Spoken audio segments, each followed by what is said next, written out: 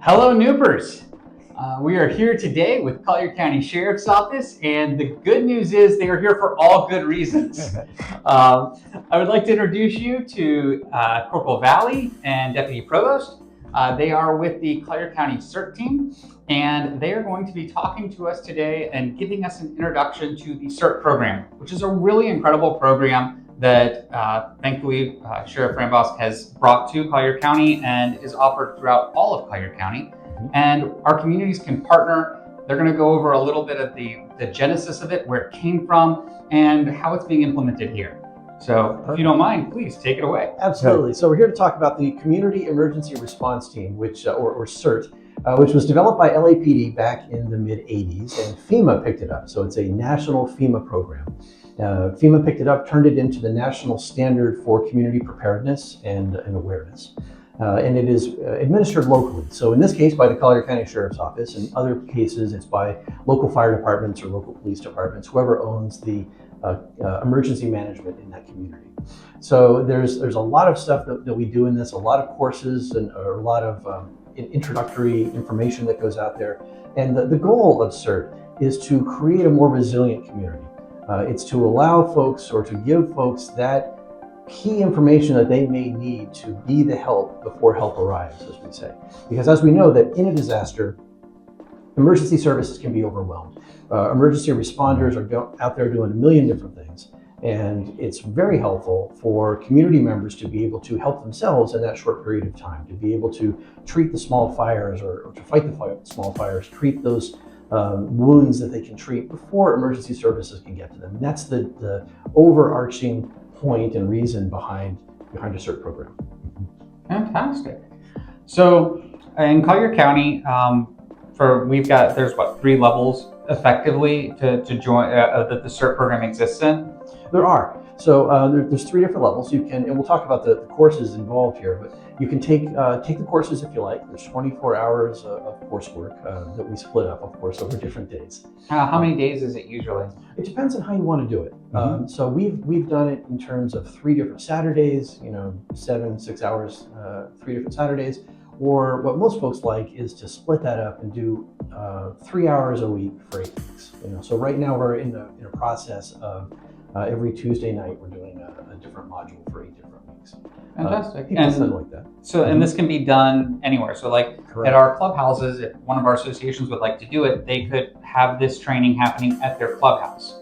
We would just need to have, what's the minimum number? About 15 folks is what we found to be an ideal minimum for us. We have right now up to 40 that we're training at North Collier Regional Park.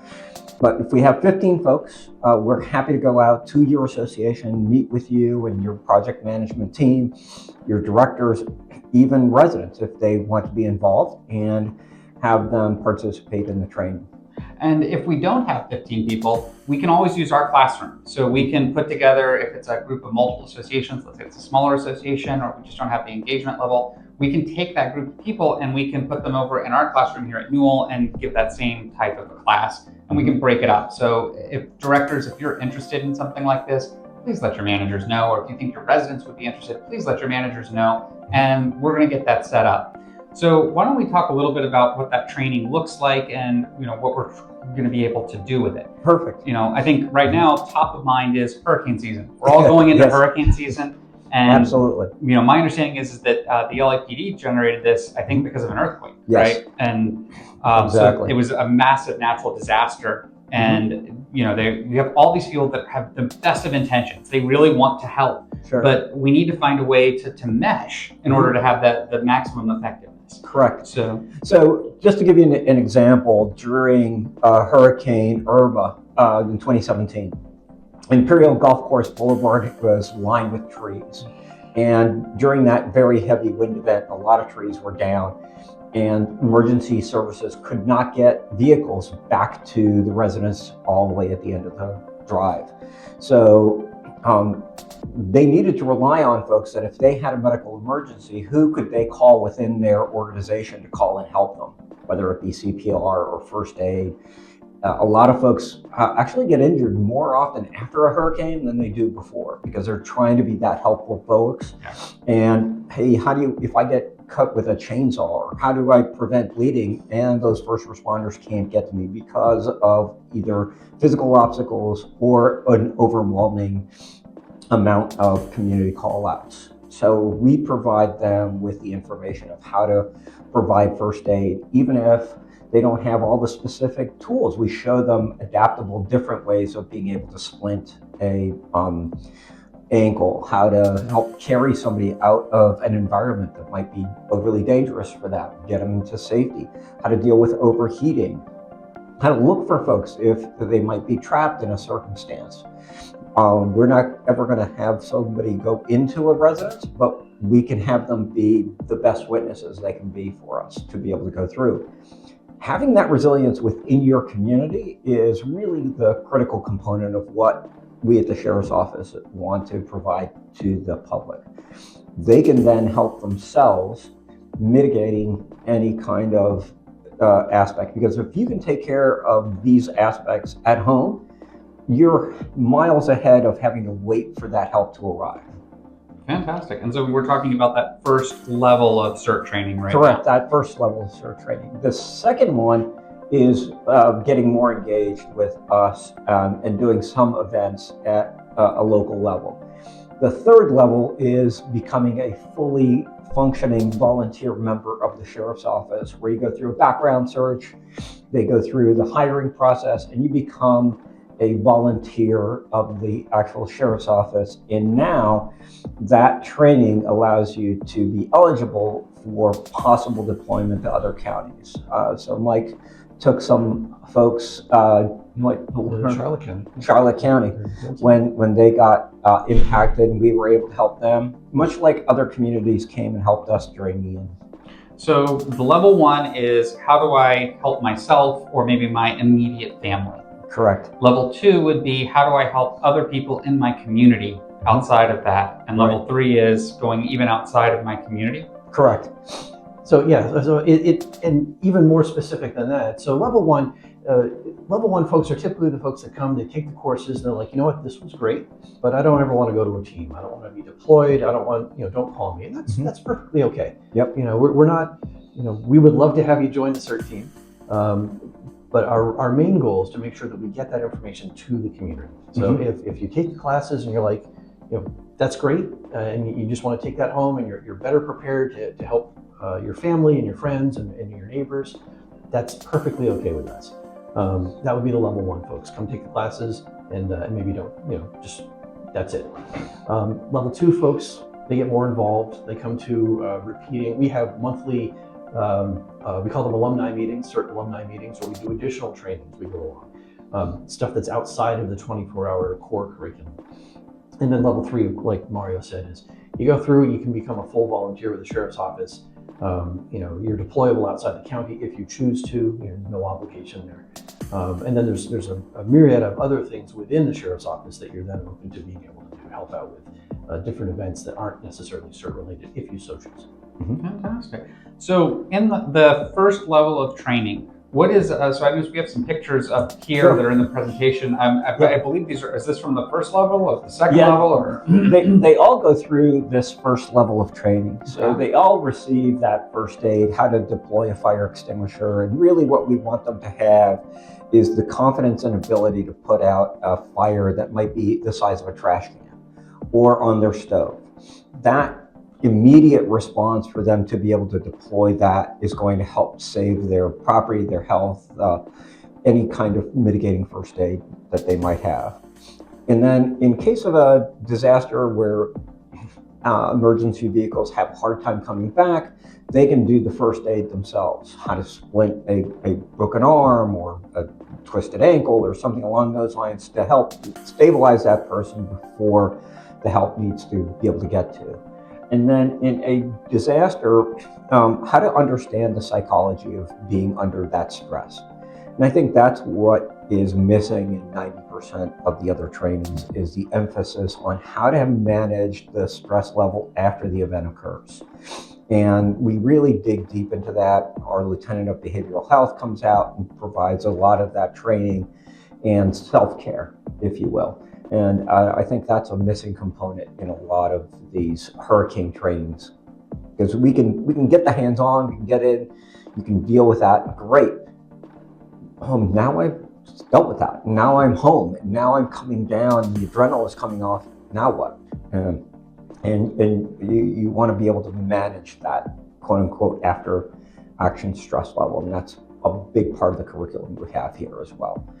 And that really then allows us to be able to put together, as part of the training, a hands-on simulation. So that way we put the participants through a mini stress environment so that they can understand what it might be like. A mentor of mine at the agency said, the body won't go where the mind hasn't been. And so if we put them in that mindset, then they have a familiar approach, and then they can act with confidence and with a great deal of understanding. So the way the modules are laid out, so we start with, just to add to what Mario said, we start with the basics. What's your family plan? How to put together your family plan, and we get the creative juices flowing about what do I need to do to prepare just for myself and my own family, regardless of once the disaster gets here. What's your emergency response plan? What's your how do you contact family and friends if your cell phone doesn't work? We go through all of that. Like Mario said, there's medical, there's disaster psychology. Mario does a great search and rescue class where we teach folks how to do cribbing, which is lifting heavy objects using leverage. We've actually, I love Mario's example with, we actually will lift the patrol car a little bit off of a CPR mannequin just to show how you can lift something heavy just with a couple of 2x4s. It's just pretty cool. And then, like you said, wrapping that all up with that disaster simulation is a great way to take all of the stuff you've learned over the last few days of courses and just sort of putting it together. So it's not, oh, I'm splinting, it's I'm showing up at this disaster, what do I hit first? Right. So it's a very, very interesting way, and folks really get into it. I noticed in the pictures that you've got a very wide age range that are participating in this. So is there an age limitation, like a minimum or a maximum? That's a great question, and I thank you for that. There isn't. So we'd like for us to have folks that are at least 17, 18 years old for our training. We'll have some age-appropriate younger training in the future, but 18, and we've had folks that are 80 and might have ambulatory issues, but is still able to participate because they can, for example, in what's called a point of distribution, come out and help out where folks are registering as volunteers, and they can sit there and take the information down. So it's not limited to, hey, can you lift heavy boxes? Can you get people out? Can you do this? No, we'll have and engage folks at any ability level.